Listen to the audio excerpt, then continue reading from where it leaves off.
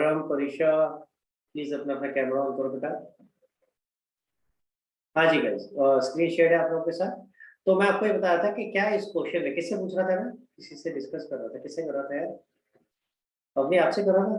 क्या इस क्वेश्चन में आपको इंटरेस्ट दे रखा है? ट्रायल बैलेंस में दिया हुआ इंटरेस्ट, बताओ। नो अब इंटरेस्ट तो दे नहीं रखा। नॉर्मली हम क्या करते थे, added to the expense. Profit and loss में जब लेके जाते थे तो जो एक्सपेंस उसमें ऐड कर देते थे। मैंने एग्जांपल लिया था रेंट का, तो वहां तो 11 महीने का पे कर रखा था। अब यहाँ क्या सीन है, यहाँ पे हमने कोई इंटरेस्ट पे ही नहीं किया है, तो सारा का सारा आउटस्टैंडिंग है ना। क्लियर?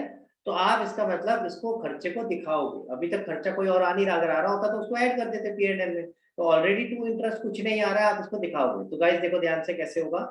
तो एक इफेक्ट क्या होगा यहाँ पे, this is question number 6 right.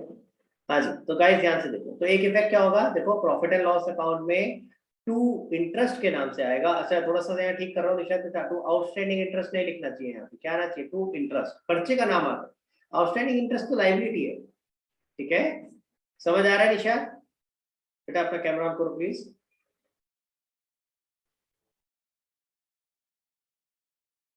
हाँ निशांत, ये क्लियर हुआ बेटा? तो हमें यहाँ टू आउटस्टैंडिंग इंटरेस्ट नहीं लिखना चाहिए। देखो हम नॉर्मली क्या करते हैं, हम ऐसे लिखते हैं टू इंटरेस्ट।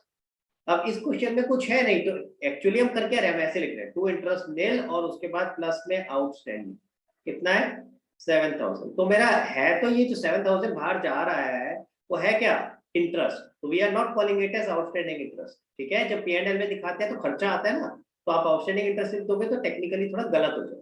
ये तो हम इनर कॉलम में टोटल कर रहे हैं कि टोटल इंटरेस्ट कितना है, ठीक है। समझ आई मेरी बात? बाकी सबको भी समझ में आई ये बात, क्लियर हुई बेटा? तो you should write to interest. तो एक इफेक्ट तो बेटा ये हो गया, ठीक है। एक इफेक्ट तो यहाँ आ गया टू इंटरेस्ट 7,000। दूसरा कहाँ जाएगा, आउटस्टैंडिंग इंटरेस्ट लाइबिलिटीज में आ जाएगा। अब यहाँ ध्यान से देखना, निशांत ने क्या किया बेटा, इसको लोन में ही ऐड कर दिया, ठीक है। आप इसको अलग से भी दिखा सकते थे।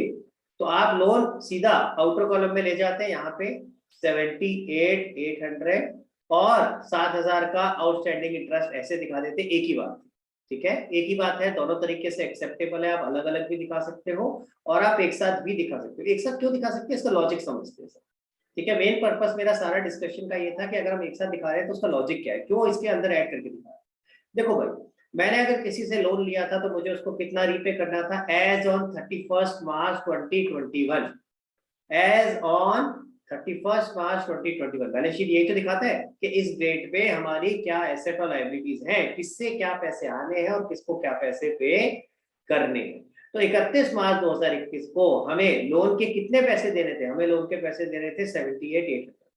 और ये जो इंटरेस्ट देना था ये भी तो उसी बंदे को देना था जिसको लोन देना है, जिसको लोन रीपे करना है उसी को तो ये इंटरेस्ट भी रीपे करना है क्या नहीं है। तो इसीलिए हम इसको ऐसे टोटल करके भी दिखा सकते हैं कि हमें उस बंदे को टोटल 85,800 रुपीज दी। समझ आई मेरी बात? क्लियर है? तो आप इसको अलग अलग भी दिखा सकते हो और इकट्ठा इस तरीके से भी दिखा सकते हो। अगर बेटर प्रेजेंटेशन की बात करी जाए तो इसको बेटर समझा जाता है, क्योंकि इससे पता चल जाता है कि टोटल उस बंदे को कितने पैसे देने हैं। समझ आई मेरी बात? Clear? Otherwise I am okay with either of the presentation. आप चेक कर लेना, आपके टीचर ने कोई स्पेसिफिक अगर बोला है कि नहीं इस तरह से ही दिखाना है तो अलग बात है, otherwise both the presentations are correct. गलत कोई सी नहीं है, it is just a way of presentation, ठीक है। क्लियर हुआ गाइस सबको कि ऐसे क्यों दिखा सकते हैं, लॉजिक समझ आया? ठीक है। ये सिर्फ लेकिन इंटरेस्ट के केस में हो सकता है। अगर मैं बात करूं रेंट के केस में, अगर आउटस्टैंडिंग रेंट है तो उस केस में तो कोई और अकाउंट आ ही नहीं रहा ना, इसमें तो लोन का अकाउंट आ रहा था लाइबिलिटी में। अगर आउटस्टैंडिंग रेंट बोलूं तो आउटस्टैंडिंग रेंट तो अलग से ही दिखाना पड़ेगा, वो थोड़ी ना किसी चीज में मैं ऐड करके दिखा सकता हूँ। समझ आई बात? क्लियर हुआ? यहाँ तो ऑलरेडी जिस बंदे को आपने इंटरेस्ट पे करना था उसका ऑलरेडी अकाउंट आ रहा था लोन के नाम से, इसलिए हमने उसी में ऐड करके दिखा। क्लियर हो गया गाइस? चल सकते हैं आगे। तो क्वेश्चन नंबर 5, 6 और 7 में जिन्होंने करे उनको कोई और डाउट नहीं है तो मैं आगे चलूं? पक्का? Very good. तो एक काम करते हैं, एक क्वेश्चन नंबर 4 मैं पूरा करके दिखा रहा हूँ आप लोगों को। आज के 2 टारगेट रखते हैं, एक तो क्वेश्चन नंबर 4 पूरा करके दिखाता हूँ और प्लस एक चीज रह गई थी, डिस्काउंट प्रोविजन फॉर डिस्काउंट और एक वो भी समझ। ठीक है, 2 चीजें आज करनी है, थोड़ा सा जल्दी जल्दी करेंगे, कोशिश करेंगे दोनों चीजें जितनी जल्दी खत्म हो सकती है, ठीक है। ओके क्वेश्चन नंबर 4 देखो भैया, पहला स्टेप गाइस सब लोग मेरे साथ फॉलो करेंगे प्लीज, सब लोग जिन्होंने कर लिया है वो भी दोबारा से फॉलो करेंगे, स्टेप्स को समझेंगे। एंड आरव रजत प्लीज अपना अपना कैमरा ऑन कर लो, मैं देख सकूं बेटा आप लोगों को। कैमरा ऑन रखो थोड़ा सा, तो अब मैं आपसे कुछ पूछ नहीं रहा हूँ तो इसलिए दिक्कत नहीं होनी चाहिए, लेकिन कैमरा ऑन रहेगा तो मुझे पता चलता रहेगा कि आप एंगेज हो या नहीं, समझ आ रहा है। तो बेटा क्वेश्चन नंबर 4 मैंने खोल लिया है, ठीक है। सबसे पहला स्टेप था ड्रॉ फॉर्मेट। तो देखो मैंने अपनी कॉपी में ड्रॉ कर रखा है trading profit and loss account, और नीचे साथ में क्या ड्रॉ कर रखा है, बैलेंस शीट। क्लियर है, समझ आ गई बात। तो ये दोनों चीजें मैंने ऑलरेडी ड्रॉ कर ली है, पहला स्टेप खत्म। दूसरे स्टेप पे आ जाते हैं। दूसरा स्टेप क्या, मार्क एडजस्टमेंट। तो एक एक करके चलेंगे, सब लोग जल्दी जल्दी देखेंगे। पहली एडजस्टमेंट है क्लोजिंग स्टॉक, इसको कहीं मार्क करने की जरूरत नहीं होती, इसके दोनों इफेक्ट अलग से होंगे, तो ट्रायल में ऐसा कुछ ही नहीं है जहां मुझे मार्क करना। अगला वेजेस आउटस्टैंडिंग, तो मुझे क्या मार्क करना चाहिए, वेजेस अकाउंट, ठीक है। तो ढूंढता हूँ भैया वेजेस कहाँ है, क्योंकि उसी में एडजस्ट होगा ना। तो रोमन नंबर में 2 दे रखा है, देखो भैया वेजेस बीच में लिखा हुआ मिल गया मुझे। अगर आपने नहीं किया था तो प्लीज कर लो साथ साथ। तनिषा बेटा कैमरा ऑन करो प्लीज। और तनिषा मैं करा रहा हूँ क्वेश्चन, तो प्लीज साथ साथ करेंगे। बुक है आपके पास Tanisha? Tanisha can you hear me बेटा?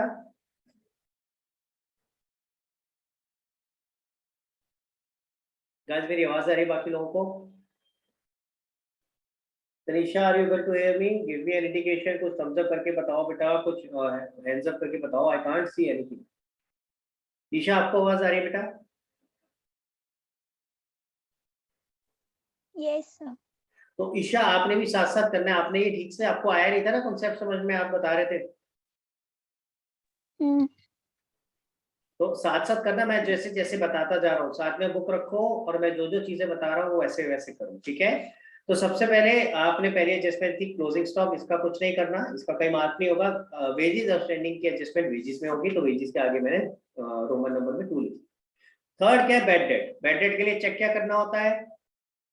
हाँ जी, कौन बताएगा मुझे? आ रहा हूँ। बैड डेट के लिए क्या चेक करना होता है बेटा? Sir debtor. डेटर नहीं बेटा, चेक क्या करना होता है? तूने सवाल ढंग से नहीं सुना। बैड डेट के लिए हम चेक क्या करते हैं, जब एडजस्टमेंट में बैड डेट दिया होता है तो हम क्या चेक करते हैं बेटा? जब हमें मार्क करना है ऊपर, तो एक तो डेटर में तो मार्क होगा ही होगा। सर वो ट्रायल बैलेंस में या नोट्स में? नहीं, तो पॉइंट नहीं समझा। नोट्स के अंदर अगर दे रखा है तो मुझे क्या देखना है, मैं नोट्स की बात कर रहा हूँ कि डेटर अगर बैड डेट मुझे नोट्स में दिया है, मैंने थोड़ी देर पहले बताई थी, तूने ध्यान से सुना नहीं, इसका मतलब। हाँ रजत क्या बोला था बेटा, ध्यान से सुनियो। और provision bad debts. Provision for bad debt मैंने समझाया था, अगर नोट्स में बैड डेट दे रखा है तो आपको चेक करना है कौन सा केस है, विद प्रोविजन या विदाउट प्रोविजन। तो सबसे पहले ये चेक किया करो।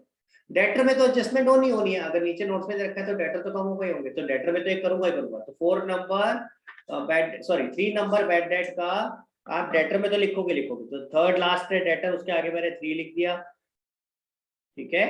और इसके साथ साथ अब चेक करो क्या प्रोविजन फॉर डाउटफुल डेट है। अगर होता तो उसके आगे भी 3 लिखता। समझ आ रही है मेरी बात? इस क्वेश्चन में मुझे दिख नहीं रहा, भाई है क्या भाई? क्या प्रोविजन फॉर डाउटफुल डेट है ट्रायल बैलेंस में? नहीं है। अब मजे की बात क्या है, इससे अगले पॉइंट में, तो अगले पॉइंट में वो अलग बाद में देखेंगे उसका क्या करना है, अभी यहाँ तो नहीं है ना। अगर यहाँ होता तो मैं यहाँ पे 4 नंबर लिख देता। समझ आ गई सबको मेरी बात? क्लियर हो गया? अब आते हैं अगले पे। अब क्या आ गया, प्रोविजन फॉर डाउटफुल डेट। अब प्रोविजन की एंट्री के 2 इफेक्ट क्या होते हैं बेटा? एक तो प्रोविजन आपका प्रॉफिट एंड लॉस अकाउंट में आता है कि नहीं आता है, और दूसरा क्या होता है आपका, डेटर में से माइनस करके दिखाते हैं, ठीक है। तो यानी यहाँ मेरे को किस में मार्क करना चाहिए, डेटर में। तो डेटर में ही 3 नंबर भी आ गया और 4 नंबर भी आ गया। क्लियर हो गया गाइस सबको? क्लियर है? 3 नंबर भी मार्क कर दिया मैंने, 4 भी मार्क कर दिया। लॉजिक समझ आया? क्यों? हमेशा ये सोचो कि इसकी एडजस्टमेंट्स क्या होनी है, जो 2 इफेक्ट जाने हैं वो 2 इफेक्ट कहाँ जाने हैं, वो जो 2 इफेक्ट जाने हैं उन्हीं अकाउंट्स पे तो मार्क करना है मुझे, ठीक है। अगर एक effect trading profit and loss में जा रहा है तो उसका मार्क नहीं होगा, तो एक ही जगह मार्क रह जाएगा, ठीक है। अगर दोनों ही इफेक्ट बैलेंस शीट में जा रहे हैं, जैसे प्रोविजन फॉर डाउटफुल डेट के दोनों इफेक्ट, अगर प्रोविजन फॉर डाउटफुल डेट होता आपका ट्रायल बैलेंस में, तो बैड डेट के दोनों इफेक्ट बैलेंस शीट में आ रहे होते। एक बैलेंस शीट में कहा था डेटर से माइनस होता, दूसरा प्रोविजन से, तो ऐसे केस में दोनों चीजों मार्क कर दिया, ठीक है। क्लियर हुआ? तो अब तक मैंने किसके आगे मार्क करा है, वेजेस के आगे 2, डेटर के आगे 3 और 4। आगे चलते हैं। Rent is paid for 11 month, तो रेंट के साथ लिख दो भाई 5, ठीक है। उसके बाद insurance premium is paid per annum, ended 31 March 2021। अब इसका क्या मतलब है ये भी समझेंगे, पर ये तो समझ आ रहा है इंश्योरेंस से रिलेटेड है। फिलहाल इंश्योरेंस को मार्क करता हूँ, फिर उसके बाद तो इंश्योरेंस बीच में दे रखी थी, मैंने उस पर 5 नंबर लिख दिया, सैलरी के नीचे दे रखी थी, ठीक है। Loan from bank was taken on 1 अक्टूबर 2020। इसका क्या यूज है ये भी समझेंगे, पर इसके लिए एक चीज याद रखना, जो 8% बैंक लोन दे रखा है ना, वो जो 8% है, ध्यान से सुना, वो जो 8% है that is your implied adjustment. उसे क्या कहते हैं? Implied adjustment. उसको नीचे अलग से नहीं दिया हुआ है नोट्स में, ठीक है। अगर ये नहीं भी लिखा होता ना, ये वाली लाइन नहीं लिखी होती, loan from bank was taken on 1 अक्टूबर, तब भी कुछ ना कुछ एडजस्टमेंट थी वो 8% वाली, तेरे को देखना था उसमें, ठीक है। उसकी वजह से थोड़ा सा और फर्क आ जाएगा, समझेंगे क्या मतलब है। तो फिलहाल याद रखना 8% जो लिखा है उसको गोला मार दो। तो इस तरीके से अगर कुछ दे रखा है परसेंटेज, तो वहां पे प्लीज गोला मार दो, ताकि पता चल जाए कि हाँ यार ये भी एक हमारी एडजस्टमेंट है, ठीक है। प्रोवाइड डेप्रिसिएशन और मशीनरी एंड फर्नीचर, तो मशीन और फर्नीचर पे लिख लेते हैं, कौन सा नंबर है भाई? 8, ठीक है। तो बैंक लोन के आगे मैं 7 भी लिख देता हूँ, और मशीनरी फर्नीचर के आगे 8, ठीक है। इंश्योरेंस प्रीमियम 6 था। देखो गाइस, आपका ट्रायल बैलेंस ऐसे दिखना चाहिए, देखो जरा चेक करो, मेरी फोटो पे क्लिक करके देख लो, देखो ऐसे दिखना चाहिए। क्या आपने भी ऐसी एडजस्टमेंट लिखी है? समझ आ रहा है? चल सकता हूँ आगे? मैंने देखो गोला मारा हुआ, गोला दिख रहा है 8% पे, that is also something which is important, ये इम्प्लाइड एडजस्टमेंट है। जैसे अगर रेंट के आगे लिखा होता था ना ब्रैकेट में 11 मंथ्स, वो 11 मंथ्स इम्प्लाइड एडजस्टमेंट होती थी ना, वो उसके साथ में नीचे लिखा हो सकता था कि 1 महीने का आउटस्टैंडिंग है, लेकिन बोलते नहीं थे। तो ऐसे केस में 11 मंथ्स पे गोला मार लिया या लाइन लगा दी, ताकि याद रहे कि ये एक इम्प्लाइड एडजस्टमेंट है जिसको करना है। अब हमारा सेकंड स्टेप खत्म हो गया भाई, सेकंड स्टेप। अब आते हैं थर्ड स्टेप। एक एक करके आइटम उठाते हैं और अपने क्या नाम है, trading profit and loss account या बैलेंस शीट पे पोस्ट करते जाते हैं। सबसे पहला क्या है? कैपिटल। देखो भैया, कैपिटल पे आ जाते हैं नीचे, कैपिटल बैलेंस शीट में आएगा, ठीक है। और कैपिटल के साथ में हमारा एक एडजस्टमेंट तो कॉमन है, जो होता ही होता है, जो कि नेट प्रॉफिट या लॉस का। उसके अलावा तो हमने कुछ भी मार्क नहीं कर रखा था, ठीक है। लेकिन मैं फिर भी दो चीजें, दो स्पेस छोड़ देता हूँ, नेट प्रॉफिट नेट लॉस का एक, और एक और छोड़ देता हूँ जनरली, क्योंकि ड्रॉइंग ट्रायल बैलेंस के अंदर ही हो सकती है, ठीक है। तो वो भी यहीं से प्लस माइनस होती है। वैसे दिखी गई, अगली लाइन में लिखी हुई दिख गई, कई बार नहीं दिखती, ठीक है, कई बार नीचे होती है, वैसे दिख गई है, ठीक है। क्लियर हो गया? नहीं तो एटलीस्ट 2 लाइनें तो कम से कम कैपिटल के नीचे छोड़ा ही करो, एक ड्रॉइंग्स के लिए और एक नेट प्रॉफिट या लॉस के लिए। और उसके अलावा अगर कोई और एडजस्टमेंट है, जैसे interest on capital, interest on drawing, तो भैया उसकी अलग से लाइन छोड़ी जाएगी। क्लियर हो गया बेटा? चल सकते हैं आगे? हाँ, तो पहले लिख दिया कैपिटल, उसके बाद ड्रॉइंग्स दे रखी थी, वो यहीं से माइनस हो जाएगी, ठीक है। कितना? 18 से, ठीक है भाई। इसके बाद अगेन मैं एक लाइन छोड़ रहा हूँ, देखो, और लाइन छोड़ के यहाँ पे लाइन डाल रहा हूँ, देखते चलो मैं कैसे कर रहा हूँ। मैं अगर ऐसे नहीं करूंगा ना, तो मेरे को पता ही नहीं चलेगा मैंने लाइन छोड़ी थी। अगली आइटम मैं यहीं से लिखना शुरू कर दूंगा, आउटस्टैंडिंग इंटरेस्ट। समझ रहा है मेरी बात? तो इसीलिए एक लाइन ऐसे छोड़ करके लाइन डाल दी मैंने, ताकि पता रहेगा मुझे कि यहाँ पे अभी कुछ और लिखना बाकी है, मुझे यहाँ कुछ और नहीं लिखना। चल सकता हूँ आगे?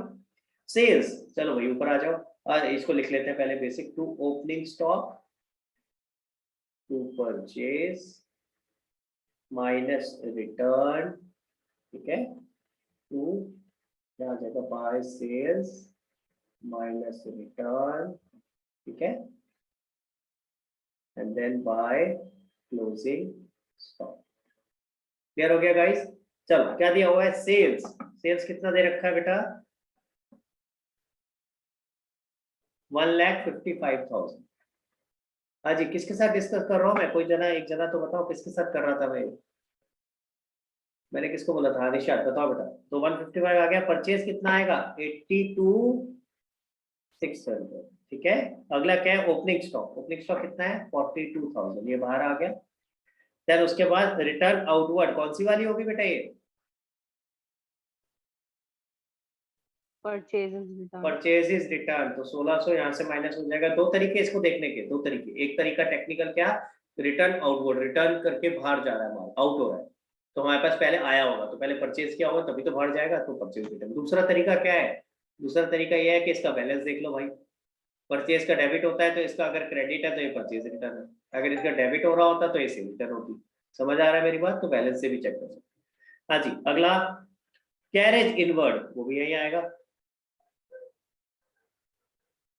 और अभी तक जितनी चीजें लिख रहा हूँ आप देख रहे हो किसी में भी एडजस्टमेंट नहीं आई है, तो मैं मजे से आउटर कॉलम में लिख रहा हूँ। कैरेज इनवर्ड कितना हो गया भाई, 1200। और अपने साथ स्केल रखा करो एक, ठीक है, अपने पास स्केल रखा करो, ताकि नहीं तो अभी तो इसमें डॉट डॉट डॉट डॉट दिख रहा है लिखा हुआ, फिर भी इजी हो गया है, वरना डॉट डॉट डॉट भी नहीं पड़ा होगा तो फिर पता चला कि आप वैल्यूज गलत लिख गए, नीचे वाली वैल्यू ऊपर ले गए, गड़बड़ हो जाती है, ठीक है, सारा क्वेश्चन गलत हो जाता है। कैरेज इनवर्ड के बाद अगला क्या है, वेजेस। अब गाइस ध्यान से देखना, वेजेस कितनी है, 4000। इनर कॉलम में लिखा क्योंकि एडजस्टमेंट थी, और एक एडजस्टमेंट है, मैंने एक लाइन छोड़ करके लाइन डाली। समझ आई मेरी बात? इससे फायदा क्या होगा, तो मुझे पता है कि यहाँ जगह छोड़ी है मैंने, नहीं तो गड़बड़ हो जाएगी, लिख दोगे गलती से अगली एक एंट्री जो हो रहा है, ठीक है। हाँ जी, अभी मैं एडजस्टमेंट कर नहीं रहा हूँ, बस लाइन डाल के छोड़ दी। अगला पावर, पावर भी यही आएगा, तो सारी की सारी ट्रेडिंग की आइटम आ रही है। पावर कितना भाई, 6000। चेक कर लेना, मैं गलत तो नहीं लिख रहा हूँ। हाँ, इसके बाद मशीनरी, मशीनरी एसेट में जाएगा बेटा। अब इसके साथ भी एडजस्टमेंट है, तो मशीनरी को मैंने यहाँ एसेट में लिखा 50,000, और अगेन इसके साथ एक लाइन डाली, ठीक है। इसी तरह फर्नीचर, फर्नीचर कितना है, 14,000, ये इसको लिखा और एक लाइन डाली, क्लियर। रेंट, रेंट कहाँ आएगा भाई, रेंट तो आपका P&L का है, ठीक है। तो मैं थोड़ा सा यहाँ पे 2-3 लाइनें छोड़ के, और आई थिंक इतने में आ जाना चाहिए, और ज्यादा कुछ दिख नहीं रहा मुझे, तो यहाँ लिख देता हूँ टू रेंट, और अगेन इनर कॉलम में लिखूंगा क्योंकि एडजस्टमेंट है, कितना 22,000, और यहाँ एक लाइन डालूंगा, ठीक है। सैलरी, सैलरी 15,000, सैलरी भी यही आएगा, पर आउटर कॉलम में लिखेंगे, कोई एडजस्टमेंट नहीं है। अगला इंश्योरेंस, इंश्योरेंस में एडजस्टमेंट है तो इनर कॉलम में आएगा, कितना भाई 3600, और एक लाइन डाल दी, clear. Bank loan, bank loan कहाँ जाएगा, लाइबिलिटीज में, ठीक है। अब इसमें दो तरीके हैं मेरे पास, या तो मैं बैंक लोन को इनर कॉलम में लिख दूं और फिर यहाँ पे नीचे एक लाइन डाल दूं, किस चीज के लिए, कि कोई भी अगर आउटस्टैंडिंग इंटरेस्ट वगैरह आएगा तो यहीं पे मैं ऐड कर दूं, जैसे समझाया था ना अभी कि इसी में ऐड करके दिखा सकते हैं। और दूसरा तरीका क्या होता है, इसको तो बाहर ही रहने देते हैं, आउटस्टैंडिंग इंटरेस्ट को अलग से लिखते हैं। ये जो 8% है, इससे क्या निकलेगा, आउटस्टैंडिंग इंटरेस्ट, ठीक है। क्लियर है गाइस, चल सकता हूँ आगे। ओके, आगे चलते हैं। डेटर, डेटर हमारा यहाँ आ जाएगा, डेटर के साथ भी एडजस्टमेंट है, ठीक है। डेटर के साथ दो दो एडजस्टमेंट है, तो बेटा दो एडजस्टमेंट कौन सी है, अब आपको याद होना चाहिए, एक तो बैड डेट की थी और एक प्रोविजन की। तो बैड डेट के लिए तो मैं इसको यहाँ लिख देता हूँ 20,600, ठीक है। और मुझे याद है, मेरे को पता है ना प्रोविजन की है, तो प्रोविजन के लिए जगह कितनी चाहिए होगी, एटलीस्ट इतनी तो चाहिए होगी ना भाई, एक लाइन तो और चाहिए होगी ना। समझ आ रहा है, क्लियर हो गया, तो इसलिए इस तरीके से करें। समझ आई मेरी बात? अभी एडजस्टमेंट करा नहीं मैंने कोई भी, सिर्फ मैं ढांचा बनाता हुआ चल रहा हूँ, स्ट्रक्चर बना रहा हूँ, जैसे जैसे एडजस्टमेंट आएगी फट से करते हुए चलिए। अगला क्रेडिटर, क्रेडिटर यही लिख देते हैं। क्रेडिटर में कोई एडजस्टमेंट नहीं है तो सीधा आउटर कॉलम में आ गया। कैश इन हैंड हमारा एसेट साइड पे आएगा, कैश इन हैंड कितना है, 1,500। क्या सब कुछ लिख लिया मैंने, चेक करो भाई, सब लिख लिया मैंने, ठीक है निशा। चलो आगे।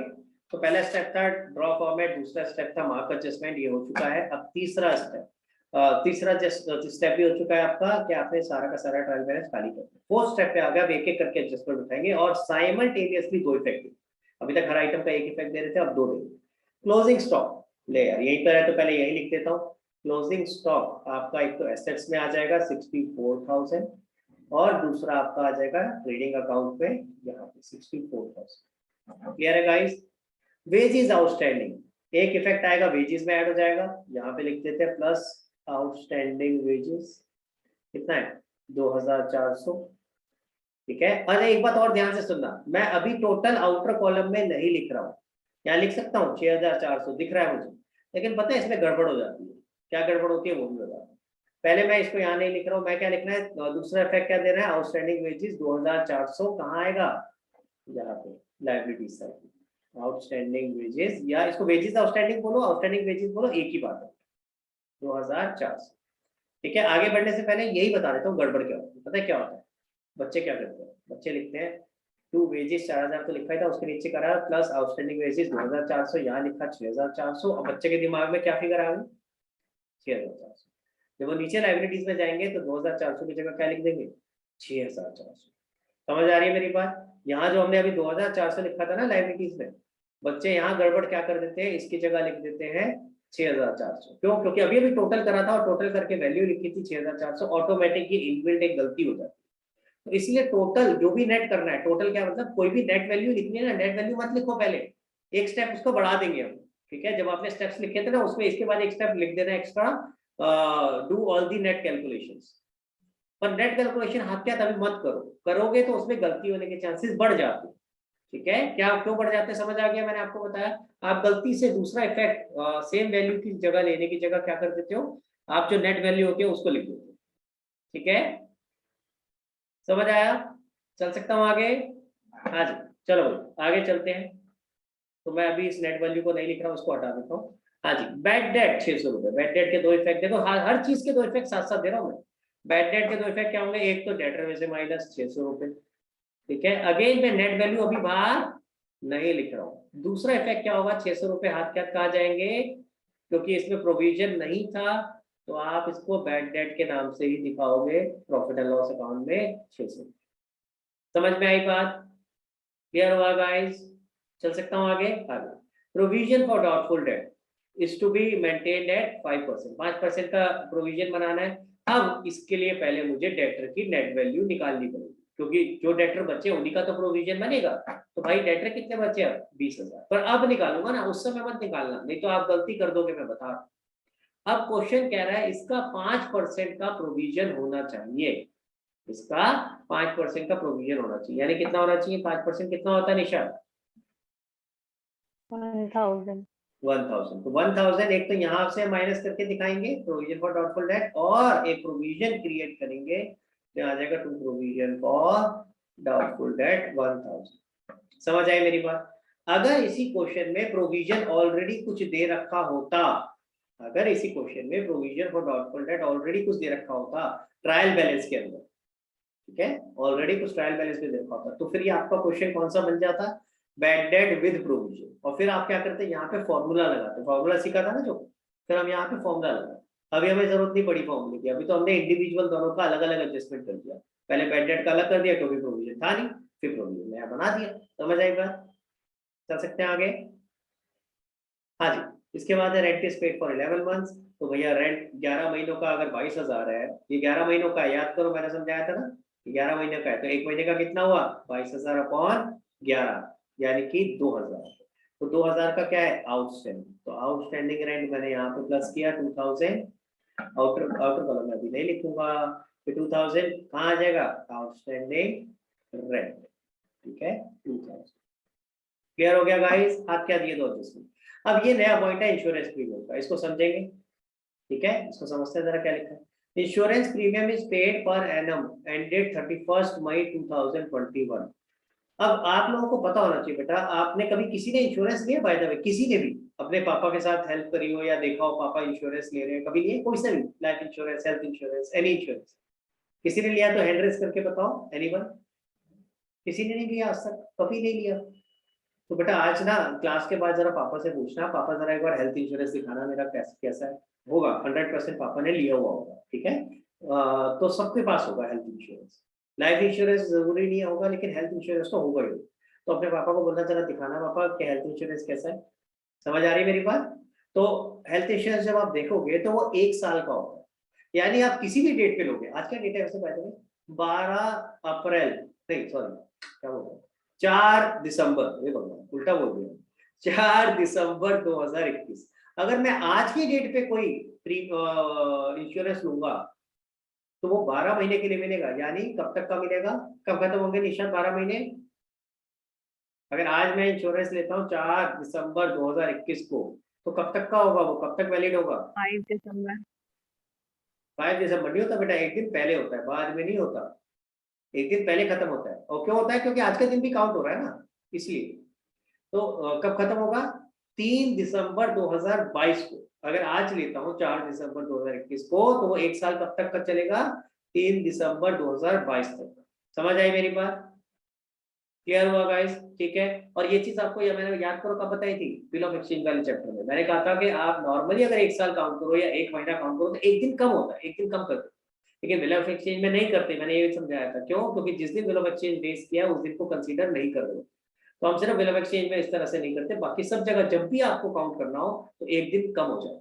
महीने के हिसाब से कर रहे हो, क्वार्टर के हिसाब से कर रहे हो या ईयर के हिसाब से कर रहे हो, हमेशा ऐसे होगा। तो 4 दिसंबर से कब होगा इंश्योरेंस? 3 दिसंबर 2022 तक। ये समझ में आया सबको? ठीक है, क्लियर? तो जिस दिन लेते हो उसी दिन से 1 साल के लिए। तो क्वेश्चन ने क्या कहा, insurance premium is paid per annum, यानी हम 1 साल, हर साल एक साल का प्रीमियम पे कर रहे हैं। और वो कब खत्म हो रहा है? 31 मई 2021 को। और हमारा ईयर कौन सा है? जरा 4 साल देखना जरा ईयर, हमारा ईयर कौन सा है? अच्छा मैंने ये चेंज नहीं करी, सॉरी, ये लास्ट ईयर का लिखा हुआ है, इसको चेंज कर देता हूँ, 2021 होगा हमारा। 31 मार्च 2021 को खत्म हो रहा है ईयर। क्वेश्चन में दे रखा है, देखो भाई, बैलेंस शीट और प्रॉफिट एंड लॉस अकाउंट आपको पक्का बनाना है 31 March 2021। Are you with me? और इंश्योरेंस कब खत्म हो रहा है निशा? 31 मई 2021। यानी 31 मई के बाद खत्म हो रहा है। कितने महीने बाद? 2 महीने बाद। 2 महीने बाद। गाइस इसको मैंने थोड़ा सा यहाँ डिपिक्ट भी किया था, जरा इससे भी समझ लेते हैं। देखो ये जो 2 आपकी डेट्स है, ये तो आपका फाइनेंशियल ईयर है, ठीक है?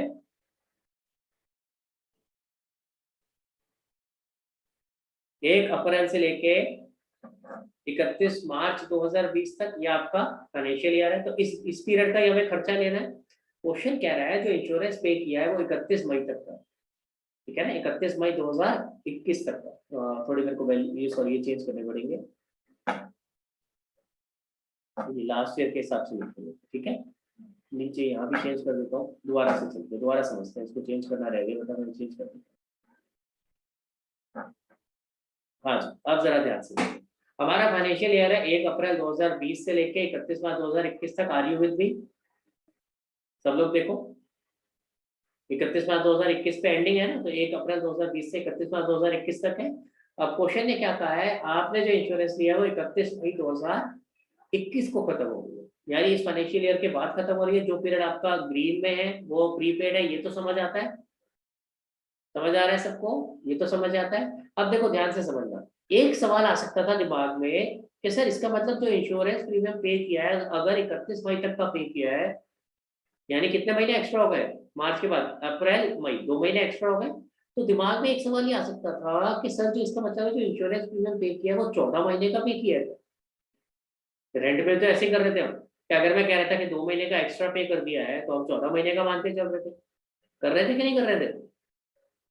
है ना? तो फिर यहाँ भी तो सवाल आ सकता है कि सर इसका क्या मतलब है कि इंश्योरेंस अगर हमने 31 मई तक का पे कर रखा है, इसका मतलब हमने 2 महीने का एक्स्ट्रा पे कर दिया है क्या? आंसर इज 2 महीने का एक्स्ट्रा तो पे किया है, पर क्या हमने 14 महीने का पे कर दिया है? आंसर इज 14 का नहीं किया है, 12 का ही किया है। कैसे पता 12 का ही किया है?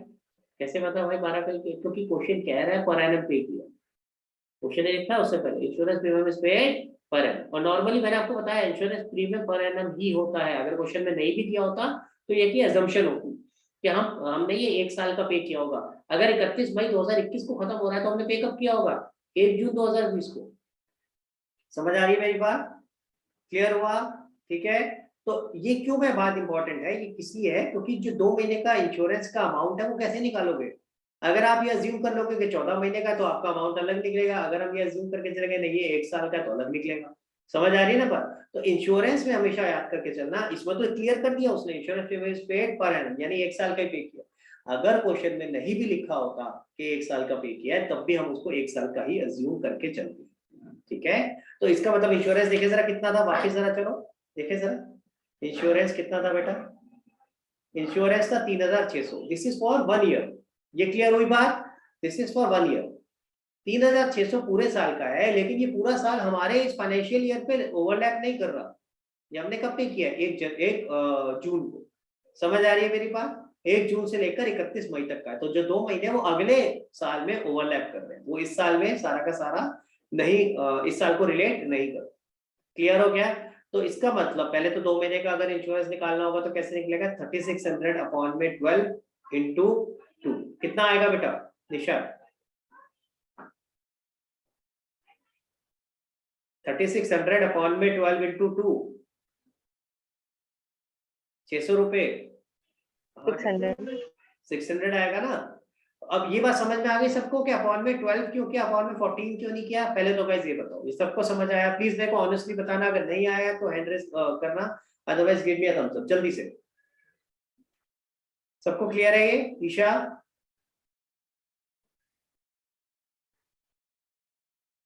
हाँ जी। तो इसका मतलब ये अमाउंट तो समझ में आ गया कि आपने 12 से डिवाइड क्यों किया, 600 रुपए। अब जरा ध्यान से सुनो, वो जो 600 रुपए है वो आपके अगले साल को बिलोंग करते हैं, तो वो क्या है? प्रीपेड। आपने पे तो अभी कर दिए पर बिलोंग करते हैं अगले साल को, तो प्रीपेड का कैलकुलेशन होगा। तो 600 रुपए आपका क्या एडजस्टमेंट होगा? प्रीपेड का क्या करते हैं भाई? माइनस प्रीपेड इंश्योरेंस 600 रुपए। और दूसरा इफेक्ट क्या होता है? प्रीपेड कहाँ चला जाता है? Asset side. asset तो इसमें प्रॉब्लम क्या थी या इसमें यूनिकनेस क्या थी? इसमें यूनिकनेस ये थी कि अगर आपको ये दे रखा है कि इंश्योरेंस 2 महीने बाद खत्म हो रहा है, 31 मई को खत्म हो रहा है, तो इसका ये मतलब नहीं है कि टोटल 14 महीने का पे किया है। पे तो 12 महीने का ही किया होगा, लेकिन इसका मतलब ये है कि ये शुरू कब हो रहा होगा? 1 जून। समझ आई मेरी बात? तो आपने यहाँ 14 से डिवाइड नहीं करना है 2 महीने का निकालने के लिए, 14 से डिवाइड नहीं करना है, 12 से ही करना है। लॉजिक समझ आएगा इस सबको? ये थोड़ा डिफरेंट है बाकी सब चीजों से, है ना? क्लियर हुआ गाइस? चल सकता हूँ आगे?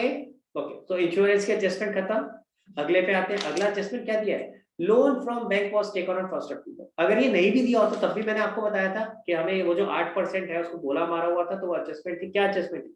8% इंटरेस्ट है, तो हमें चेक करना होता है। अगर 8% दे रखा था, अगर ये नहीं भी लिखा होता ना लोन वाला पॉइंट, तो भी हमें चेक करना होता कि क्या इंटरेस्ट जितना बनता है हमने पे किया है या नहीं किया। अगर ये पॉइंट नहीं लिखा होता तब हम 8% निकालते पूरे साल। हम ये मान के चलते कि लोन ये पुराना चला आ रहा है, पूरे साल के शुरू से ही हमारे पास लोन।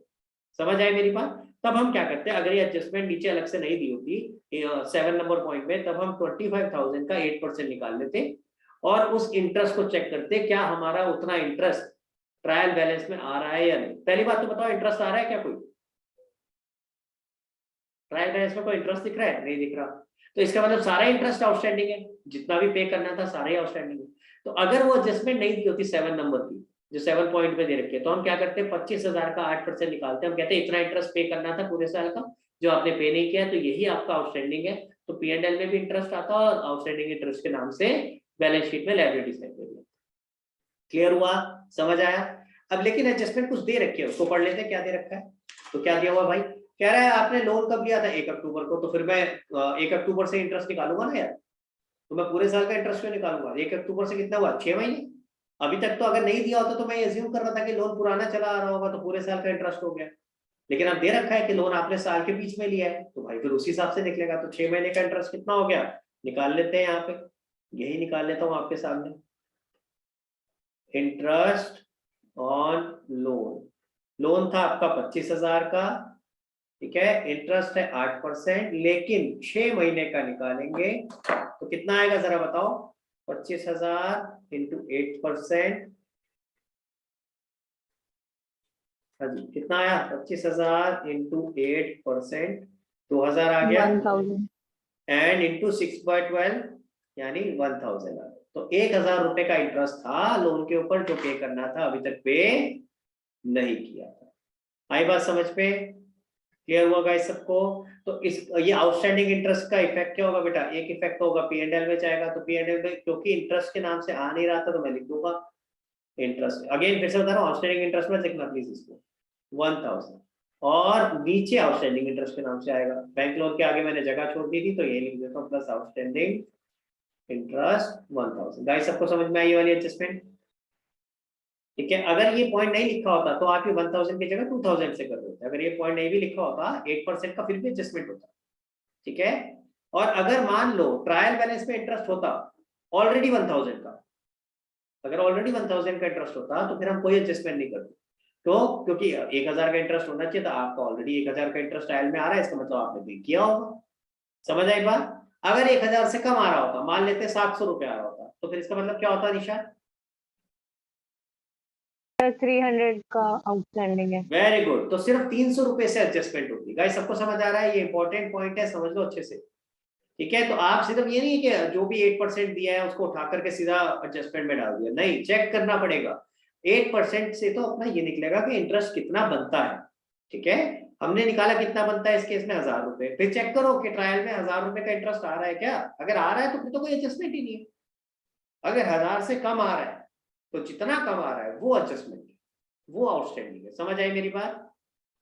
क्लियर हुआ गाइस सबको? ठीक है, तो इसके, हाँ बेटा निशा पूछो। सर इसमें 2 इंटरेस्ट लिखा है, तो इंटरेस्ट में ऐसे नहीं लिख 2 इंटरेस्ट फिर नील प्लस आउटस्टैंडिंग। वैसे भी लिख सकते हो बट क्योंकि अब जरूरत नहीं है मेरे को उसको लिखने की, वो तो समझाने के लिए बताया था, अदरवाइज सीधा डायरेक्टली ऐसे लिख सकते हो।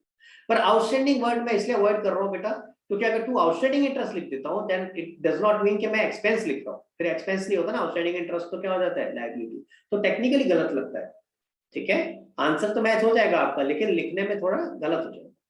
चले आगे, हो गया भाई ये भी एडजस्टमेंट। अगला देखें क्या है, provide depreciation on machinery 10%, furniture 5%। तो भैया यहाँ पे देखो जरा, माइनस डेप्रिसिएशन 10% कितना हो जाएगा, 5000। अगेन हाथ के हाथ ये 5000 यहाँ लिखो, टू डेप्रिसिएशन। अब इसमें दो तरीके लिखने के, मैं ऐसे भी लिख सकता था, to depreciation on machinery outer column में 5000, और फिर अगला वाला कौन सा था, जो डेप्रिसिएशन ऑन फर्नीचर, तो मैं ऐसे भी लिख सकता हूँ, तो डेप्रिसिएशन ऑन फर्नीचर कितना है, जो भी 5% आएगा वो आउटर कॉलम में आ जाएगा। कितना है 5%, कितना बना भाई, 700 रुपए। ठीक है, क्लियर हो गया, ऐसे लिख सकता था, समझ आ रहा है। 5000 एक डेप्रिसिएशन एसेट में से माइनस करके दिखाया, एक पीएनएल में आ गया, इसी तरह 700 रुपए एक एसेट से माइनस और एक पीएनएल। दूसरा तरीका क्या है इसको लिखने का, ध्यान से समझो, तो मैं यहाँ सीधा ऐसे लिख सकता हूँ कि मुझे दिख रहा है एक से ज्यादा डेप्रिसिएशन है, डेप्रिसिएशन, और यहाँ लिख दूंगा जिस चीज पे लगा रहा हूँ उसका नाम। किस पे लगाया भाई, पहला प्लांट एंड मशीनरी, या सिर्फ मशीनरी लिखा था, तो मशीनरी कितना 5000, तो मैं ऊपर यहाँ नहीं लिखूंगा, और दूसरा क्या था 700, तो 700 यहाँ आ जाएगा फर्नीचर। समझ आई मेरी बात? तो टोटल 5700। क्लियर, ऐसे भी लिख सकते। अगेन तरीका प्रेजेंटेशन का दोनों तरीके ठीक है, वट एवर यू नो, कोई ऐसा नहीं है कि ये बेटर है या बेटर है, कोई सा भी कर सकते। समझ आई बात सबको? सारी एडजस्टमेंट हो गई भाई? अगला स्टेप क्या है निशा, सारी एडजस्टमेंट हो गई? सर नेटिंग ऑफ करना। नेटिंग ऑफ, जितने भी आइटम थे जिनका आउटर कॉलम में आपने वैल्यू नहीं लिखा था वो लिख दो। तो ऊपर से चलते हैं भाई, शुरू से पहले ये लिख लो। ठीक है, तो देखो यहाँ क्या आएगा, 82,600 माइनस 1600, तो यहाँ जाएगा 81, देखना जरा सही लिखा है, और रिटर्न या कुछ था नहीं तो ये आउटर कॉलम में 155। ठीक है, और 4000 में से 2400 गए तो 1600। ठीक है, अगेन पहले मैं सबका नेट लिख रहा हूँ वैल्यू, ठीक है, फिर उसके बाद करूंगा ये 20,000, फिर ये 3000,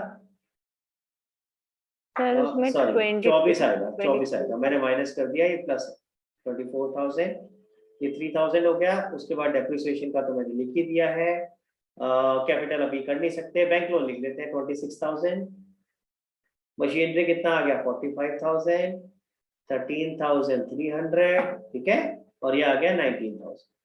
क्लियर हो गया गाइस? समझ आई बात जो मैं आपको समझाना चाह रहा था कि सबको नेट ऑफ करके कैसे लिख दिया आपने। अब उसके बाद ऊपर से चलते हैं और क्लोज करते हुए चलते हैं भाई, कौन सी साइड ज्यादा है, मेरे को लग रहा है क्रेडिट साइड ज्यादा है, तो क्रेडिट साइड का टोटल कर लेते हैं जरा, 5 4 9 और 6 5 11 219। अब बेटा आपको ऐसे नहीं, आपको पता क्या चलेगा, आप तो दोनों का टोटल अलग से लिखना, फिर जो ज्यादा हो वो लिखना। ठीक है, पहले अलग करके लिखना भाई, मुझे यहाँ दिख रहा है क्रेडिट ज्यादा है इसलिए एपरेटली दिख रहा था इसलिए लिख दिया। हाँ जी, कितना आएगा बेटा डिफरेंस,